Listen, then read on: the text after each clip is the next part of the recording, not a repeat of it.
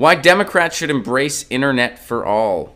Voters across the political spectrum believe internet access is a right. In 2017, the Tennessee state legislature passed a bill designed to expand internet access in rural areas. At first glance, this might have seemed like an amazing display of public service. In reality, this was just a dressed-up corporate handout. The bill provided $45 million in subsidies for Comcast and AT&T to provide rural internet access. Yeah, and that's another thing worth noting here. Whenever you hear a lot of establishment Democrats, Chuck Schumer did this recently, whenever you hear them say, you know, we really support rural broadband, what they're really saying is we support trying to do something about internet in places that the corporations don't want to go. And in this case, we're willing to give them money to go there.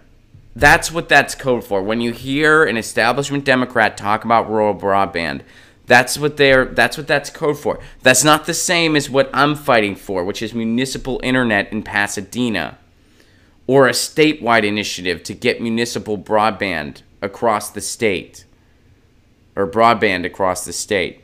It's not the same as that. It's not the same as a strong net neutrality bill. It's not the same as that.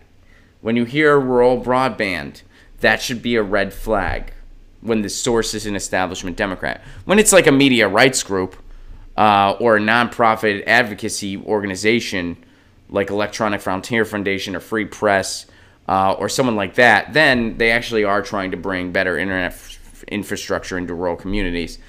But when it comes from an establishment Democrats, that's usually what this is code for. But what if the government decided that internet was a basic right and that profit motives didn't have to be a central part of the equation? A new generation of politicians is asking whether it's time for some new ideas, a public option for internet access, calling it internet for all. You know what that is? That is nationwide broadband, something Ro Khanna and I talked about, something I talked about with Sarah Smith yesterday, something virtually all progressives support.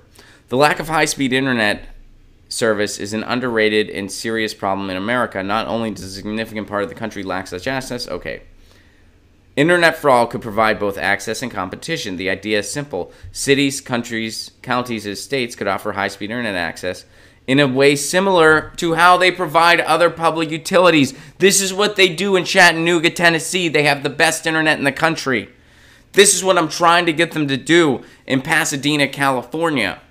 Abdul Al-Said is pitching this idea. This is what we've been fighting for. This is what I've been showing up to city halls for. And I think we got to start right in our own community, and then I think we got to expand it to the state level. I'm really trying to get Scott Wiener on this show to talk about this issue. Scott Wiener is the guy that wrote the California net neutrality bill, and he did a good job at it. He's also a guy that I don't agree with on a lot of other issues. We don't see eye to eye on some things. But this is an issue where we're on the same team. And I'm really trying to talk to him about this. I think he might be a good person to spearhead something like this in California. But he has not agreed to do the show yet. Maybe it's because we disagree on those other things. I don't know. But I really want to have this conversation with him and people like him. Nevertheless, the idea has garnered broad support across the political spectrum. Support for Internet for All groups exists. Now, here's something interesting. Implementing a public option for the internet isn't an absurdly daunting challenge either. The Electric Power Board in Chattanooga started building a fiber optics network for the city almost a decade ago. It was providing 1 Gbps service to 60,000 homes and 4,500 businesses by 2015 at only $70 per month. Wilson, North Carolina offers gigabit internet access as well as phone and cable services to its residents. I didn't even know about Wilson, North Carolina. You know who else does? Sandy, Oregon. Longmont, Colorado. Fort Collins, Colorado.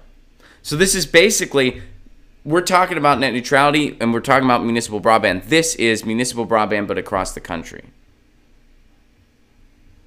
So in other words, some Democratic policymakers are catching up to what we've been talking about on this show for a year. We've been talking about this stuff for a year. So it looks like it's time for me to go to another city council too. Get your news on with Ron. Don't you want to know what's going on? We're getting our news on today. Get your news on with Ron. Don't you want to know what's going on? We're getting our news on today. Yeah, yeah. article at Ron Placone. We'll go through it together and make it our own. Get your